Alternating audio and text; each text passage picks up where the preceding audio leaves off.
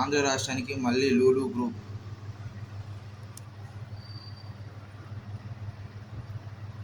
Hezbollah chief Nasrallah హతం. మాటు వేసి ముట్టుపెట్టిన ఇజ్రాయెల్. అతని కుమార్తె, ఐఆర్జీసీ డిప్యూటీ కమాండర్ సహా పలువురు సీనియర్ హెజ్బుల్లా నేతలు హతం. ఇజ్రాయెల్ నియంత్రణలో బీరూట్ విమానాశ్రయం. దేశవ్యాప్తంగా రోజుకు సుమారు 7,236.8 కోట్ల లీటర్ల మురుగునీరు ఉత్పత్తి అవుతుంటే అందులో 2,686.9 కోట్ల లీటర్లే నీటి శుద్ధికి నోచుకుంటున్నాయి.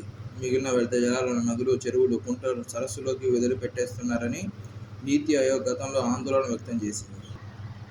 బాసుమతి ఇతర బియ్యంపై ఎగుమతి సుంకం మినహాయింపు. బాసుమతేతర బియ్యం ఎగుమతులపై ఉన్న ఆంక్షలను ప్రభుత్వం ఎత్తివేస్తున్నట్టు శనివారం ప్రకటించింది. అలాగే ఎగుమతి సుంకాన్ని కూడా మినహాయిస్తున్నట్టు పేర్కొంది. దేశీయ సరఫరాను ప్రోత్సహించేందుకు వీలుగా 2023 జూలై 20న బాస్మతి ఇతర బియ్యం ఎగుమతులపై ఆంక్షలు విధించిన సంగతి తెలిసిందే. బాస్మతి ఇతర బియ్యం ఎగుమతులను నిషేధిత జాబితా నుంచి సవరించినట్లు కనీస ఎగుమతి ధర ఎంఈపీ టన్నుకు $490 అనగా $40,700 ఉండేలా చూసుకోవాలని director general of foreign trade DGFT notification విడుదల చేసింది.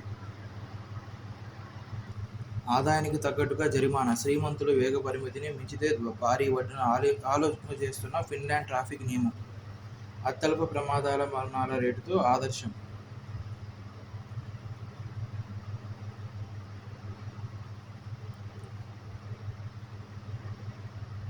ట్రాఫిక్ నియమాన్ని ఉల్లంఘించిన వ్యక్తి ఆదాయాన్ని బట్టి